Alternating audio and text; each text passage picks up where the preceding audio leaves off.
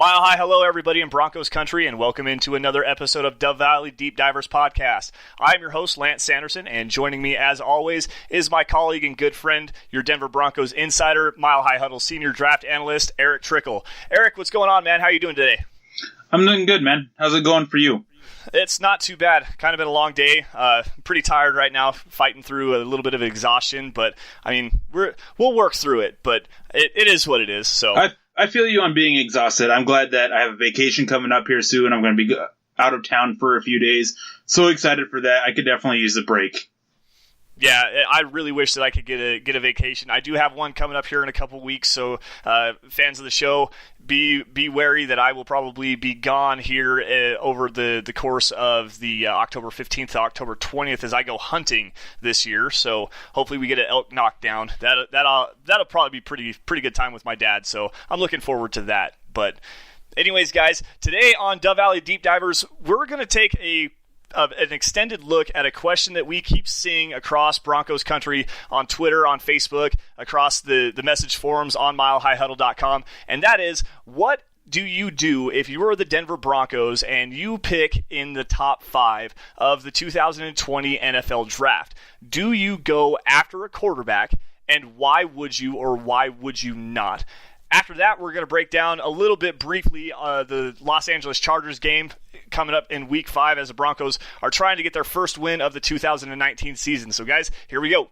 This is the Overtime Podcast Network. Now, Erick, we have kind of a big dilemma right now with the Broncos sitting at 0-4.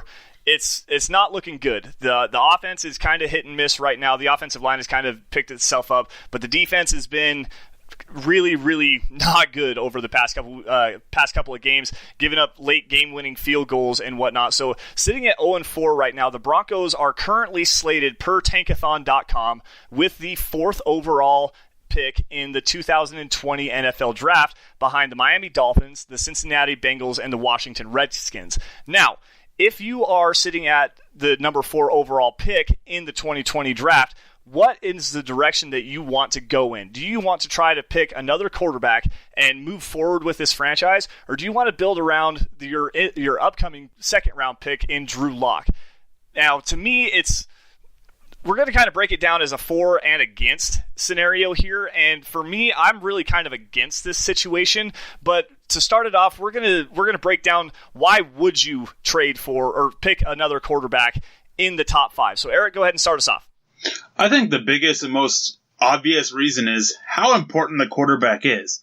I mean, you look around the NFL and you see a bad Seattle Seahawks team, but they have Russell Wilson.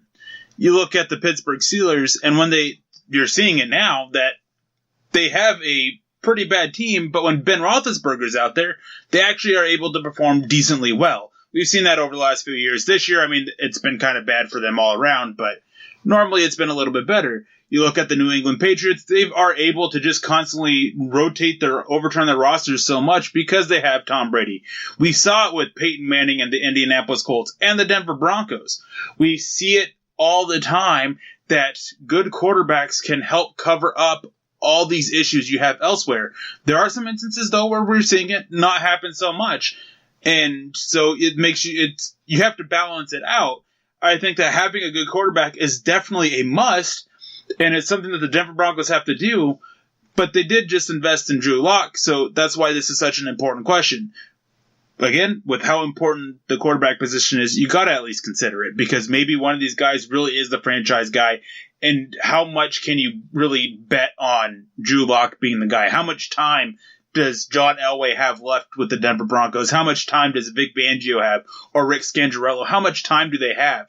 Can they really sit back and wait for Drew Lock to try and develop and throw their support behind him, or do they not? Do they have to take that guy?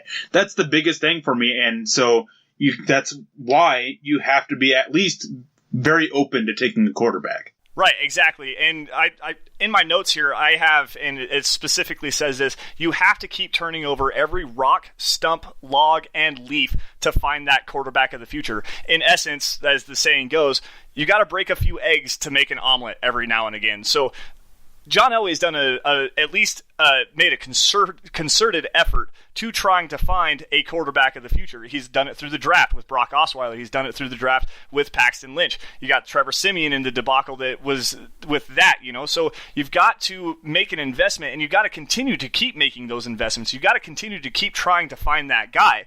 And it's not only through the draft, you also have the likes of, and this is probably a bad example, but you have the likes of Mark Sanchez coming in as a veteran quarterback that might, be a developmental piece for Paxton Lynch and for Trevor Siemian. You also have Case Keenum coming in last year. You have Joe Flacco that he's traded for this year. So John Elway has been and will continue to keep turning over every rock, every stump, and every log and leaf to try to find that quarterback of the future. And he has to continue to do that. And if you do have a premium pick in the 2020 NFL draft with guys like Tua Tagovailoa, with Justin Herbert, Jake Fromm, Jacob Eason, guys like that, the top tier guys that are going to be available this year, if you have an opportunity to take them, you have to at least make an attempt, or at least take a look at that. At least make sure that you are trying to keep turning over every rock, stump, and log to make sure that you do have a quarterback of the future. Because as you said, Eric, it is completely important. It is the penultimate position in the NFL. Everything runs through the quarterback's hands. So, I don't know. If it's Denver sitting at number 4, Tua Tagovailoa goes off the board at number 1 overall to the Miami Dolphins, like everyone's pretty much expecting right now. Elway has already shown an affliction for Justin Herbert. He did that in 2018, 2019. He went up to Eugene, Oregon to go scout the guy. He possibly could have been the number 1 overall pick if he decided to declare this last year, and now he's obviously in the top end of the quarterback discussion this year. So maybe that is something that John Elway wants to take a look at, is maybe to go get the guy that he actually wanted last year. Well, I just for a little bit of defense of Drew Lock, I'm not 100% sold that Justin Herbert was his guy over Drew Lock. John Elway really loves Drew Lock. And people don't realize this. They always want to point out to the fact that, Denver passed on him 3 times during the 2019 NFL draft. But he was in discussions for being the pick at 10, but they got a trade offer that they couldn't pass up. Then he was in discussions at pick 20, and they decided to go with the athletic tight end because they were comfortable with Joe Flacco. They still wanted to get that young guy. They had serious discussions about Drew Lock. John Elway wanted him. Multiple coaches wanted him, but they went and got that athletic tight end that really helps Joe Flacco. And plays directly into Joe Flacco's strengths, actually. Yes. And then the word that I got from my sources is that Denver was trying to move up. They weren't trying to move up for Dalton Risner. They were trying to move up for Drew Lock.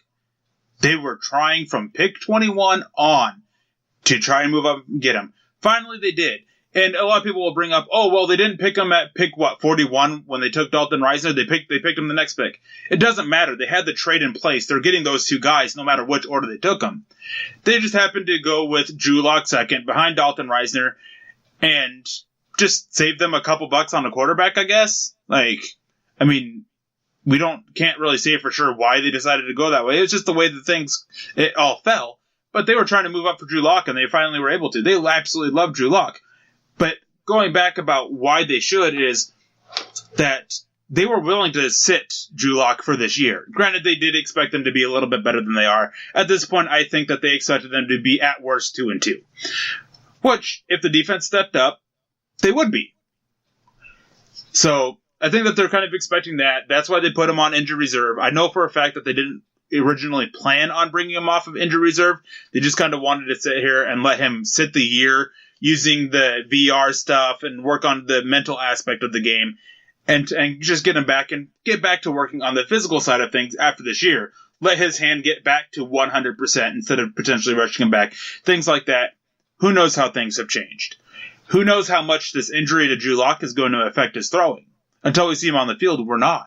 We're not going to know. So you still have this unknown with Drew Lock. Vic Fangio also said that, hey, he's a pitcher who doesn't know how to pitch. That is a quote from Vic Fangio. So how much longer, and I mentioned this earlier, but how much longer can they sit there and work with him? This is a team that they're trying to rebuild and get back to being competitive. Are they willing to sit by Drew Lock as he develops? Is he going to show the development?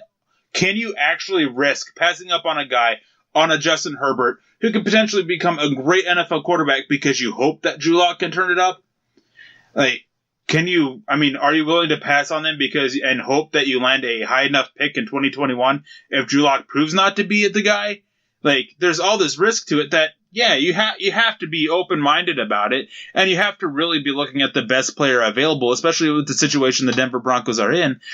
But getting that quarterback covers up so much.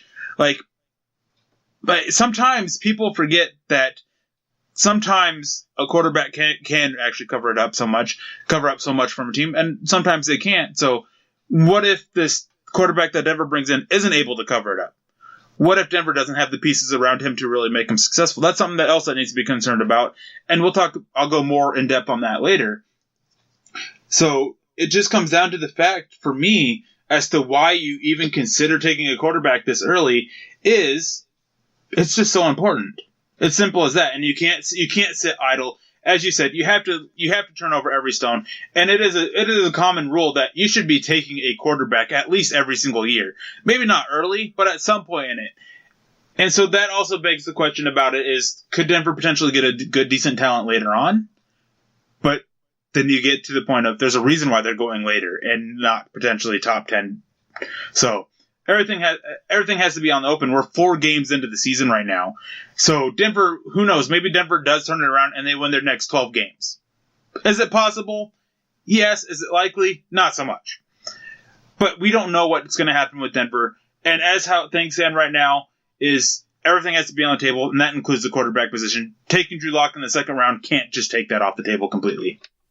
Absolutely. And another thing that I wanted to kind of bring up here, and it's not really a tongue-in-cheek, but it is kind of a, you really got to think about this backwards more or less. But if you do decide you're going to go with Justin Herbert, and maybe Drew Lock does play a little bit this year, and he shows some promise, now you actually have another valuable trade asset in your pocket right now. With you have a potential quarterback of the future and a guy that has already shown a lot of promise. Maybe you can flip Drew Lock and turn him into another second-round pick, seeing kind of what the situation with Josh Rosen is in the Arizona Cardinals / Miami Dolphins right now.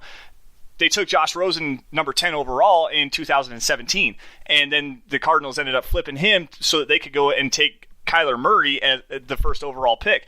They flipped Josh Rosen for a second-round pick to the Miami Dolphins. So they they went backwards in their draft capital, so you really got to kind of be leery about that. But what if the Broncos do say, you know what, we have Drew Lock, and he has shown a little bit of promise. We just like this guy a little bit better. We're going to put Drew Lock on the market, and we're going to put him out there and say, hey, you know what, give us your second-round pick in 2021, and maybe we can go build up the defensive line in a better defensive line class, Or maybe we're going to go find a cornerback or a safety depth piece, something like that. There is a lot of variables into taking a quarterback at the number 4 overall pick that the Broncos sit at right now. If that is actually the situation, it has to be thought about because you now have a lot of draft capital in your pocket already, just having those 2 guys in tow. But guys, we're going to continue on. We're going to talk about the negative aspect of taking a quarterback in the first round here after a quick break. But before we go, I just want to remind you all to head on over to milehighhuddle.com. Check out all of the written content on your Denver Broncos. At the Huddle website, you'll get breaking news, analysis, and opinion articles, as well as in-depth film breakdowns of not only the Broncos players, but matchups to watch in an upcoming game or even our top-notch NFL draft coverage. Right now, I do know that Erick has a piece on both Justin Hollins and Malik Reed. So go check those out because we already know that Bradley Chubb is missing the rest of the season with a torn ACL. So what kind of impact can those 2 young guys have for this Denver Broncos offense? But anyways, also, make sure you guys take a couple of minutes to create your own personalized profile. Hit up the comment section to voice your opinions on any topics that you agree or disagree with. It's completely free, it's easy to use, and we all love to discuss Broncos football with our readers. You can also sit in with us on the live game thread. Talk your thoughts on how the Broncos team is performing in their ongoing game. This week we're playing against the Los Angeles Chargers in Carson, so we'll see how it kind of turns out. But with that, guys, we got to step away really quick. This is the Overtime Podcast Network. Welcome back to Dove Valley Deep Divers, guys. We just got done discussing what it would mean if the Broncos actually did take a quarterback in the top 10, if they did pick in the top 10 of the 2020 NFL Draft.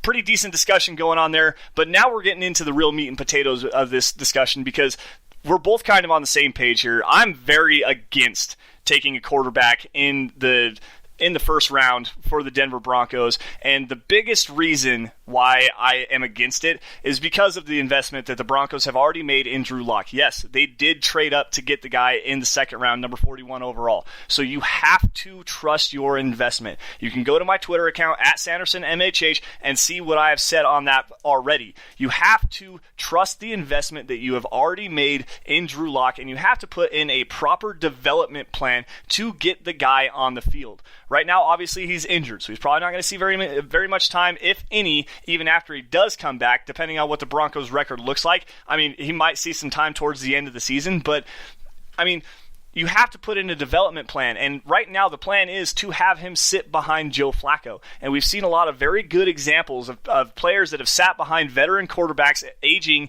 in the twilight of their careers, more or less, in guys like Aaron Rodgers in Green Bay. Aaron Rodgers, one of the best quarterbacks in the NFL. He sat for a couple of years behind Hall of Famer Brett Favre. Now you've got Patrick Mahomes. He's doing crazy things down in Kansas City. He sat for a year behind Alex Smith.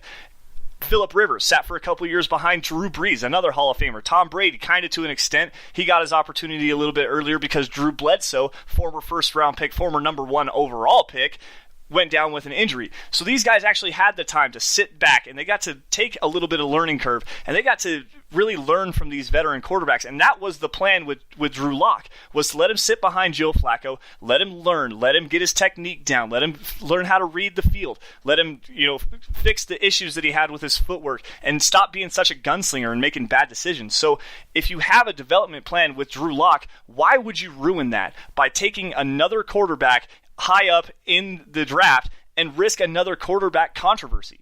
Yeah, as you said, I am very much against taking quarterback in the first round right now. Of course, a lot can change between now and then. And I have so many reasons for it.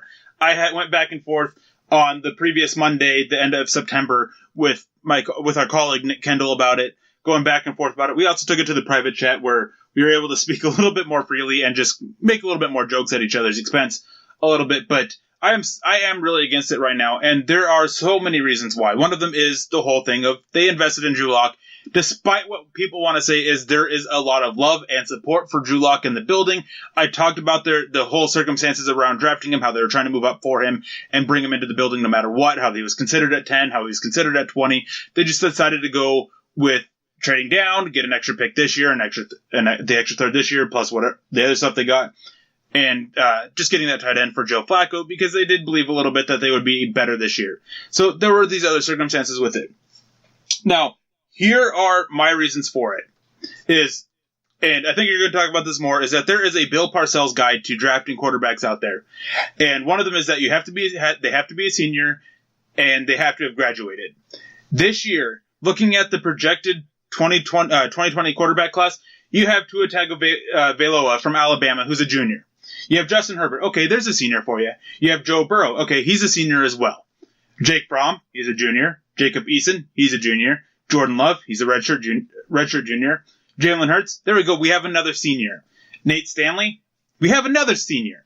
Brian Lewerke from Michigan State, we have another senior. And then going after that, KJ Costello, junior. Kellen Mond, junior. Cole McDonald, junior. Sam Ellinger, junior. I mean, yes, there are other seniors in here, but this top of this class is built with juniors, with underclassmen. They don't fall into that. And I know that there are juniors out, and there are quarterbacks that were juniors before when they entered the NFL, and they've gone on to be successful. I get that. I'm just talking about Bill Parcells' guide for it. And with these quarterbacks, they all have a chance to go back to school. They can come out in 2021 with Justin Fields, with Trevor Lawrence, unless they decide to return for their senior year. And then you could have who is going to be that Joe Burrow, that sudden riser, or that Jacob Eason, that underclassman riser. We don't know that. And if you swing on the quarterback with the 4th overall pick right now, with what Denver has right now, well, they just traded out for Drew Lock, and Drew Lock ends up being successful, but that quarterback you took at 4 doesn't, you are a complete and utter fool of drafting. You made an investment into a quarterback in the second round that you traded up for, that you loved, you supported, you wanted, and you decided to basically give up on him, and you waste a pick. When you could be building the nest around that quarterback. We are seeing it around the NFL. We are seeing it more and more that teams are working about building the around the quarterback and going to get a quarterback that fits it. We saw this happen with the Philadelphia Eagles. They spent wisely, they drafted wisely, and they were able to build up their team. And then when it came down to getting the quarterback, they were able to move up and go get Carson Wentz.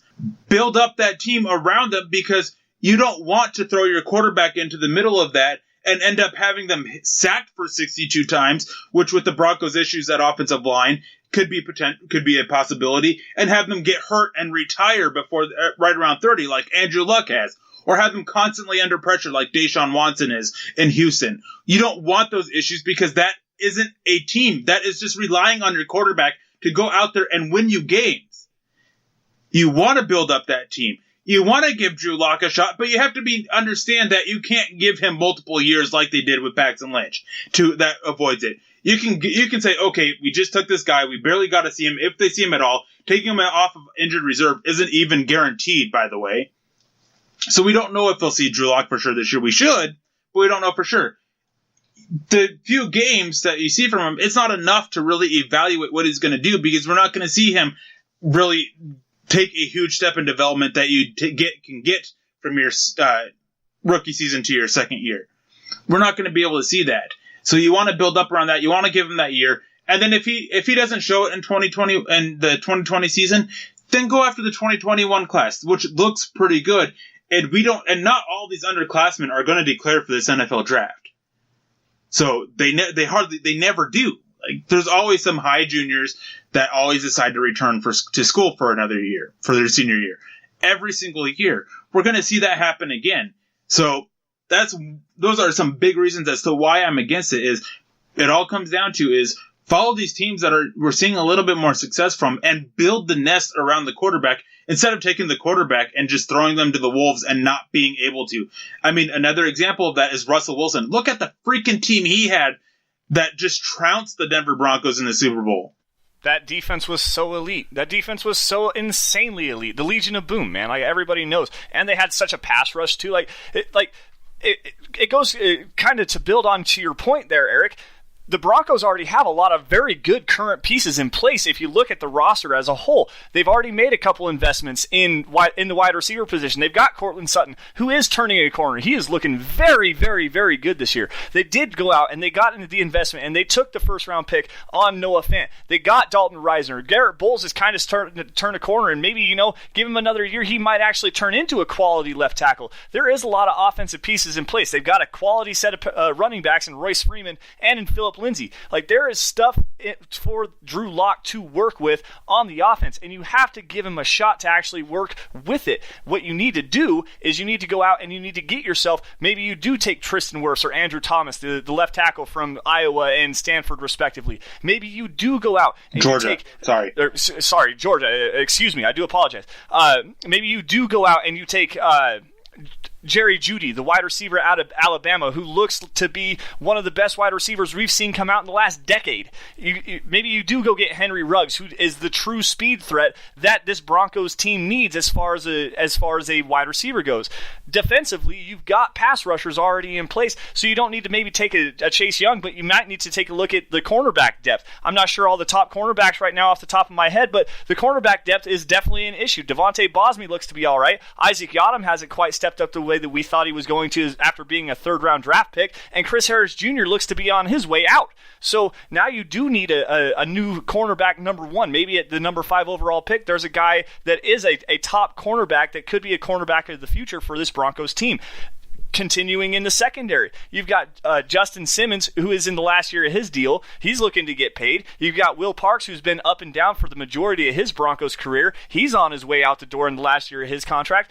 Look at LSU and Grant Delpit. Grant Delpit looks to be a spectacular free safety moving towards the NFL for his NFL future. There are options for the Broncos to build this roster around Drew Lock and actually give him the tools to succeed, like the Rams did with Jared Goff, like the Philadelphia Eagles did with Carson Wentz, like the Seattle Seahawks did with Russell Wilson. There's already pieces in place, and if you go with another quarterback, you're essentially washing all of that down the drain. All of it. Because now you have to completely restart all the way over from scratch. You've got these nice young pieces, but you're not going to actually be able to incorporate them into the offense. You're going to be so worried about a quarterback competition because your failed evaluation of Drew Lock. The locker room could divide itself because they're not sure if they want to pick Trevor Siemian or Paxton. They're not sure if they want to pick, say, Justin Herbert or Drew Lock to be their quarterback of the future. Like, picking a quarterback in the top 10 again, back-to-back years, you don't see that happen very often. And look at what's going on with the Arizona Cardinals right now. They're not a very good team, and they did get rid of a promising young quarterback in Josh Rosen to go with Kyler Murray and the Cliff Kingsbury connection that they have down there right now. That offense doesn't exactly scare me, really, per se. So you have to build this nest and build the roster around Drew Lock. You have to do that. And if you don't, you have absolutely failed your team in all aspects of team building. Plain and simple. Yeah, and just to really wrap that all up is going to the Arizona Cardinals, what if instead of taking, Josh Rosen last year, what if they went and took Derwin James? What if they went and took Leighton Vander Esch or Frank Ragnow, because the Arizona Cardinals offensive line is having so many issues? What if they ended up taking Colton Miller, who has been playing a little bit better with the Oakland Raiders this year, or Marcus Davenport, because they're having issues getting after the quarterback? What if they went and got Daron Payne, who's been playing pretty well for Washington when he's been on the field, or Minkah Fitzpatrick? What if they continue to build a team? Or this year, basically, instead of taking Kyler Murray, what if they went and took, Quinnen Williams, or Nick Bosa, or Devin White, or TJ Hawkinson? Like, they went and filled up on receivers. I mean, TJ Hawkinson doesn't fit because they don't use tight ends in Arizona, but my point still remains, is what if they went and built around Josh Rosen? Maybe they would be better this year. But no, they wasted 2 early first-round picks on that. And then here's the kicker for it all. This is why I am so adamant about building a nest. Say you build a nest. You take a offensive tackle or a cornerback or whatever with their first-round pick. And with Denver sitting at 4 right now, that's a great pick. I don't think they end up at 4. I think they end up probably right around 8. I do think that the Broncos will win a couple games and get them pushed back and push them back down a little bit. 6 or 7. I think 8 will be the lowest. I think 5 will be the highest. Sorry, I should make that clear. So if Denver goes and they build up this team, then they hand the keys to Drew Lock for 2020 and he fails, guess what? You're picking high again. Drew Lock's not going to fail and you're going to end up picking lower than 10. It's not going to happen. So then you go get a quarterback. Or say somehow the defense really steps up, they come through, everything's cooking except for the quarterback, and you go 9-7. Then you know your team is great. So use picks and go get a quarterback. If you build up the nest, it opens up more that the Broncos can do if Drew Lock fails. Whereas if you take a quarterback, you don't get to build that nest. And then if Drew Lock is looking good and the other one doesn't, then you wasted a first-round pick. If they both failed, then you're extra foolish. Whereas, if maybe that early first-round pick was working out and you trade Drew Lock, you can recoup a second-round pick. Maybe. It all depends on what it says. Odds are, with what we've seen with the NFL, once you're it's like buying a car. As soon as you take it off the lot, it loses its value. I don't think Denver would be able to get Drew Lock a second-round pick unless he shows that he could potentially be a guy. But if he's being potentially showing that he's being a guy, why would you take a quarterback? But then why would you be trying to trade him unless you took a quarterback? It's just a big old circle. Build the nest. It's that simple. If Drew Lock fails, then you can get a quarterback in 2021 and have a good team around him. It's not rocket science. It's really not. The circle of backwards thinking in this whole situation right now literally just makes me want to chew my fingernails completely off. Like I want to pull my hair out every time I think about this conversation. Like, it is not that hard, guys. It's really not that hard. Hold your horses and be patient. Let Drew Lock show that he either is the guy or he is not the guy, and be 100% certain either way. Don't wishy-washy it, because as we just already got done discussing earlier in the pod, Tua Tagovailoa, he's a junior. He has the best wide receiver core in all of college football, and that is not a debate. What if he does want to go back to school and prove that he can actually do it without those guys? What if Jake Fromm wants to go back and prove that he can actually, throw the ball a little bit down the field a little bit more and actually improve on his decision-making and reads and stuff like that?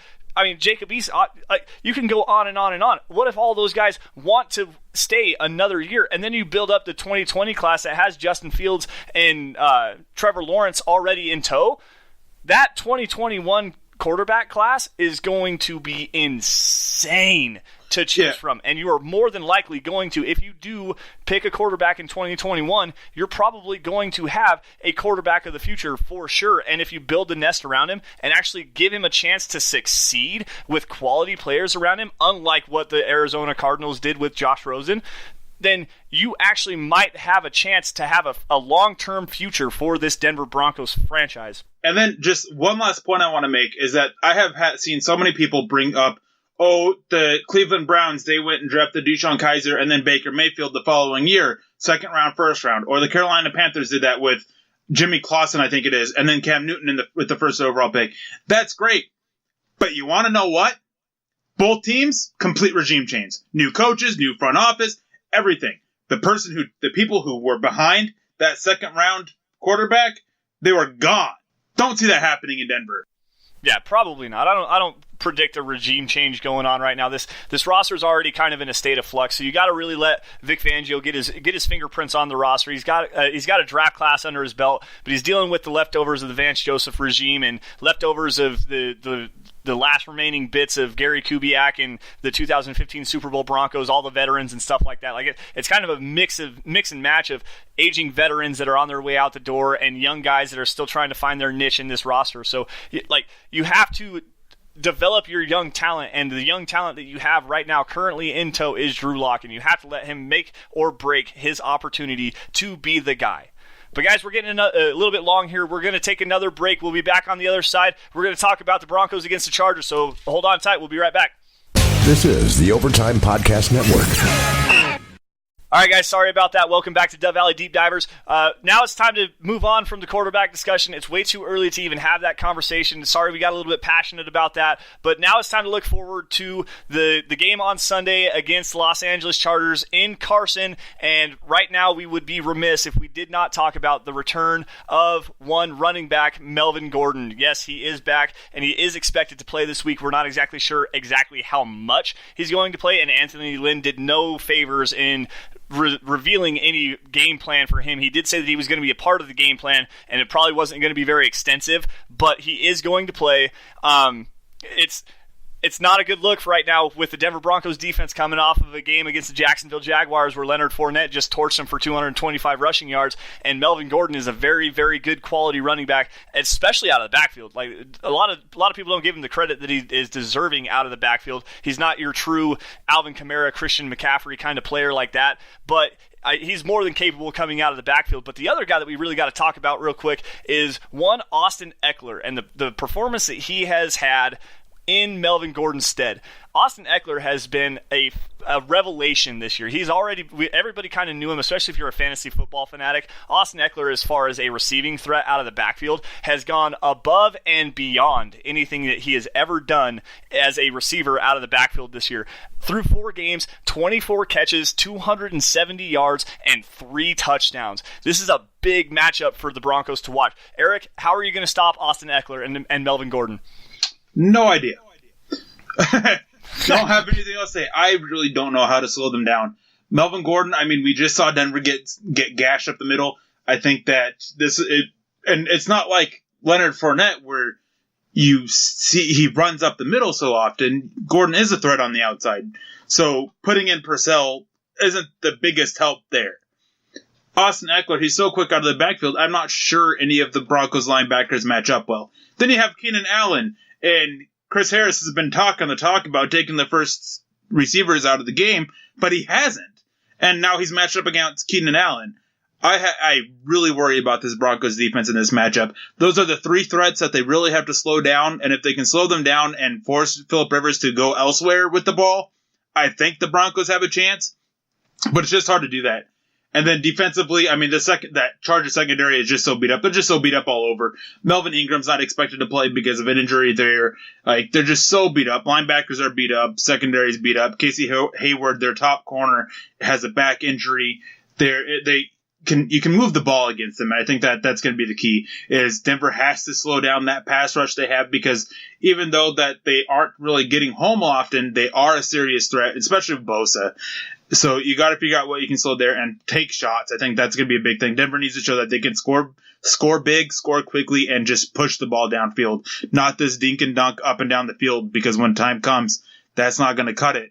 So that's my keys to the game. I think that something in my gut tells me that somehow, some way, Denver gets their first win of the season, and I don't want to really say that because at the same time, I don't feel they will. But I'm going to say that I'm going to use this until the Denver Broncos show that they can go on the field and execute, because on paper they should. That there is a lot of ways that the Broncos can exploit the Chargers and put points on the board and outscore the Chargers. But until we see that executed, I just can't pick them to win. I'm going with the Chargers in this one.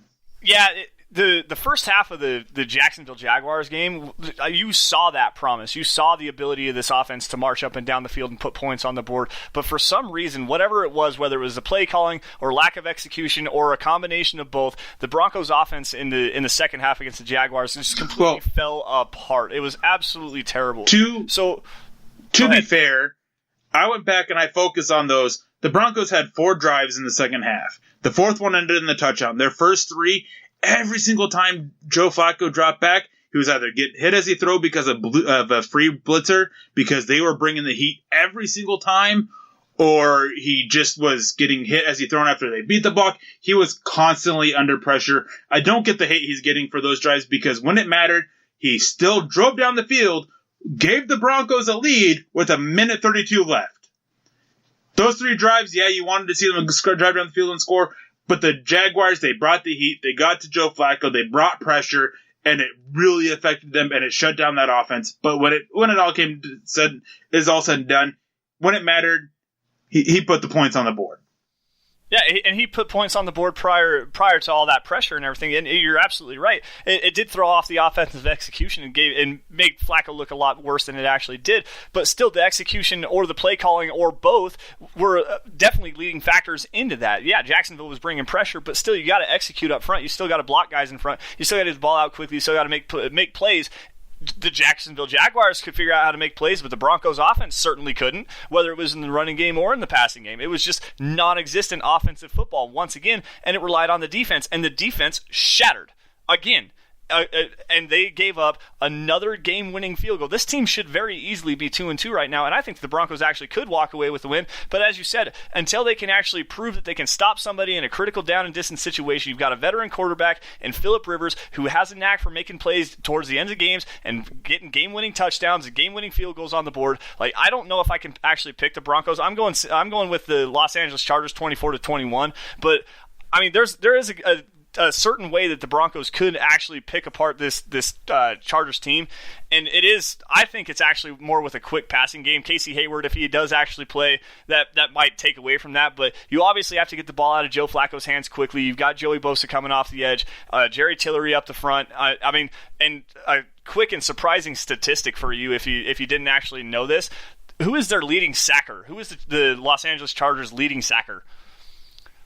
It is Desmond King, cornerback Desmond King, coming off on the blitz. So the Chargers are bringing a lot of cornerback pressure on the blitz.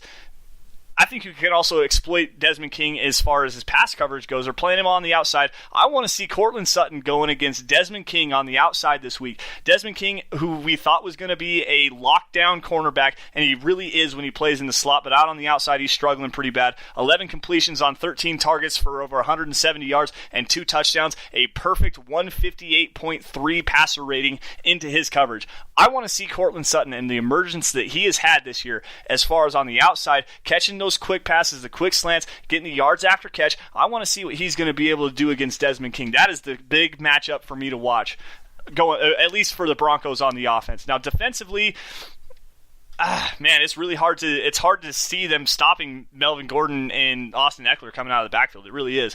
But they don't have a tight end threat over the middle of the field. It's Keenan Allen, and that's really pretty much it. Dontrell Inman just landed on IR. They have 2 tight ends right now in Hunter Henry and Sean Coughlin, Sean Coughlin just landed on IR. They're down to Lance Kendricks as a starter at tight end, and I think his name is Steven Anderson, the tight end they promoted off of their practice squad. So they're really limited as far as pass catching options. Travis Benjamin is also nicked up right now. So, I mean, if you can get after Phillip Rivers with that offensive line that is not very good, don't let the advanced analytics statistics from ESPN fool you. They are not very good. Like, if the Broncos can get Von Miller and Justin Hollins and Malik Reed going, and I know that sounds really weird to say, but if they can get the pass rush going on the exterior against Trenton Scott and Sam Tevy, I think that the Broncos can have a lot of success, and I'm really excited to see Von Miller take Phillip Rivers down once again this year. Yeah, I agree. It just comes down to me is, can they go out there and can they execute for the full 60 minutes? We haven't seen that. Plain and simple, we haven't seen it. Until we do, I don't see how anybody can pick the Broncos to win a game. Nope, I don't see it either. But guys, that's going to wrap it up for us today. We're gonna wrap it up here. Thank you all once again for joining us on the Dove Valley Deep Divers podcast. You guys can follow us both on Twitter by finding me at Sanderson MHH and for Erick at Erick Trickel, spelled ERICK-TRICKEL. Also, be sure to follow at Mile High Huddle and set up your notifications for instant updates on your Denver Broncos. Each and every story published on the Huddle website is posted immediately on our Twitter handle, so you guys have instant access right at your fingertips. You guys can also like the Mile High Huddle's Facebook page as well. We love and appreciate all your guys' support, and if it weren't for you, we would not be able to do what we do best, which is cover your Denver Broncos. So until next time, Broncos Country, stay safe and take care. You guys have a great day. Thanks.